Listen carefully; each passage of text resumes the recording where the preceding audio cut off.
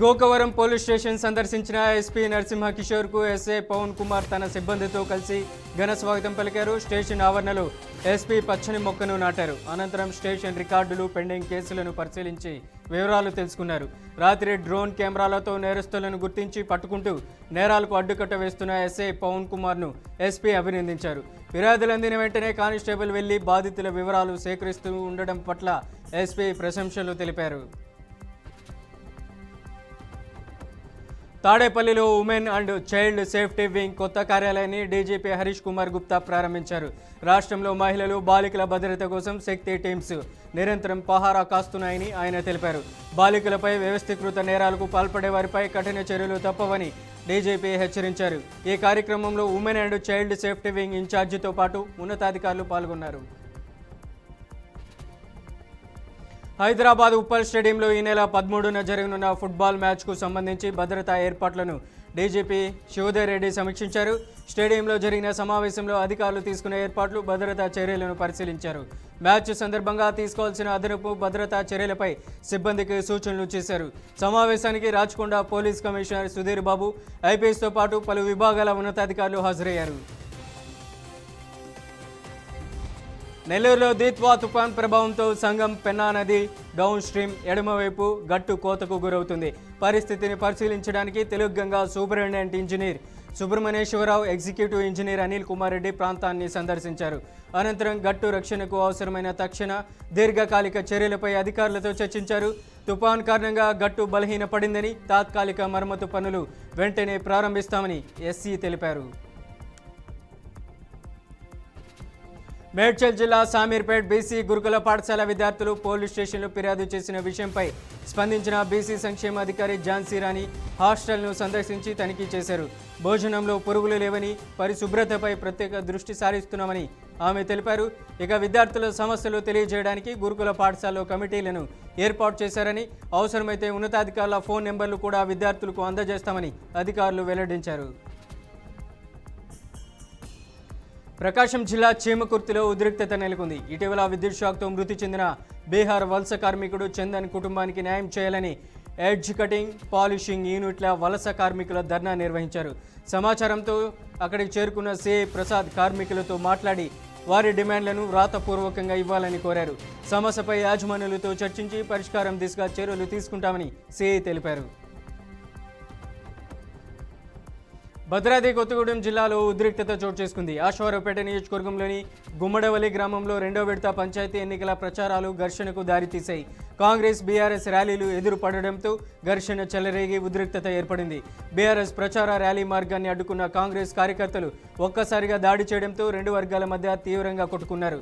సుమారు గంట పాటు కొనసాగిన ఈ ఘర్షణలు పలువురికి తీవ్ర గాయాలయ్యాయి. తమపై దాడికి పాల్పడ్డ కాంగ్రెస్ వర్గీయులపై చర్యలు తీసుకోవాలని బీఆర్ఎస్ కార్యకర్తలు ఎన్నికల అధికారులను, పోలీసులను ఆశ్రయించారు. పల్నాడు జిల్లా మాచర్ల నియోజకవర్గంలోని నాగార్జున సాగర్ ఎత్తిపోతల పర్యాటక కేంద్రాలను AP tourism chairman Nookasani Balaji సందర్శించారు. సీఎం చంద్రబాబు నాయకత్వంలో ఆంధ్రప్రదేశ్ పర్యాటక శాఖను దేశంలోని నెంబర్ 1 స్థానానికి తీసుకెళ్లేందుకు కృషి చేస్తానని ఆయన తెలిపారు. కూటమి ప్రభుత్వం తీసుకొచ్చిన కొత్త టూరిజం పాలసీతో భారీగా పెట్టుబడులు రాబోతున్నాయని చెప్పారు. విశాఖలో జరిగిన సిఐ భాగస్వామ్య సదస్సులో ఏపీ టూరిజం 19,000 కోట్ల పెట్టుబడులతో ఎంఓయూలు కుదుర్చుకున్నట్లు వెల్లడించారు. పశ్చిమ గోదావరి జిల్లా మొగల్తూరు మండలం పేరుపాలెం సౌత్లో దారుణం చోటు చేసుకుంది. కొబ్బరి తోటలో ఏనులు తీసుకుంటున్న 60 ఏళ్ల వృద్ధురాలిపై పెద్దిరాజు అత్యాచారయత్నం చేసినట్లు సమాచారం. ఆమె కేకలు విన్న స్థానికులు అక్కడికి చేరుకొని వృద్ధురాలిని రక్షించారు. గాయపడిన బాధితురాలిని నర్సాపురం ప్రభుత్వ ఆసుపత్రికి తరలించారు. నిందితుడిని మొగల్తూరు పోలీసులు అదుపులోకి తీసుకున్నారు. నంద్యాల జిల్లా బేతంచెర్ల పట్టణంలో కాకతీయ వైన్ షాప్ను మూసివేస్తూ ఓనర్ ఉన్నం చంద్రశేఖర్ నిరసన తెలిపారు. ఎక్సైజ్ అధికారులకు ముడుపులు చెల్లించలేనందున షాపును మూసివేయాల్సి వచ్చిందని ఆయన చెప్పారు. ఇప్పటి వరకు దాదాపు 15 లక్షలు లంచాలుగా ఇచ్చినప్పటికీ ఇంకా వేధింపులు కొనసాగుతున్నాయని ఆవేదన వ్యక్తం చేశారు. ఈ ఘటనతో స్థానికంగా చర్చనీయాంశంగా మారింది. కర్నూలు జిల్లాలో విషాదం చోటు చేసుకుంది. బి తాండ్రపాడు వద్ద ఉన్న డైట్ కాలేజీలో చదువుతున్న మొదటి సంవత్సరం విద్యార్థిని చంద్రకళ వసతి గృహంలో ఉరివేసుకుని ఆత్మహత్య చేసుకుంది. ఇక గమనించిన తోటి విద్యార్థులు ఆమెను ఆసుపత్రికి తరలించినా అప్పటికే మృతి చెందినట్లు వైద్యులు తెలిపారు. చదువు అర్థం కావడం లేదని తరచూ చెప్పేదని విద్యార్థిని తండ్రి ఆదినారాయణ తెలిపారు. ఈ ఘటనపై పోలీసులు కేసు నమోదు చేసి దర్యాప్తు ప్రారంభించారు. లోక్సభలో ఈ సిగరెట్పై దుమారం చెలరేగింది. తృణమూల్ కాంగ్రెస్ ఎంపీలు ఈ సిగరెట్ తాగుతుంటే చూసినట్లుగా BJP MP Anurag Thakur speaker Om Birla దృష్టికి తీసుకొచ్చారు. దేశమంతా ఈ సిగరెట్పై బ్యాన్ ఉన్నట్లుగా అనురాగ్ ఠాకూర్ తెలిపారు. దీంతో లోక్సభ సభ్యులను ఉద్దేశించి స్పీకర్ రూల్ పాస్ చేశారు.